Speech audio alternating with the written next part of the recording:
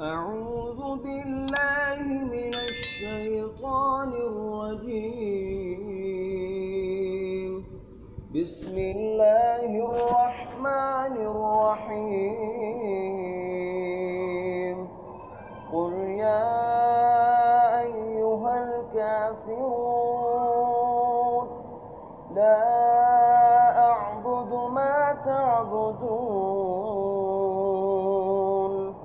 ولا أنتم عابدون ما أعبد ولا أنا عابد ما عبدتم ولا أنتم عابدون ما أعبد لكم دينكم ولي دين.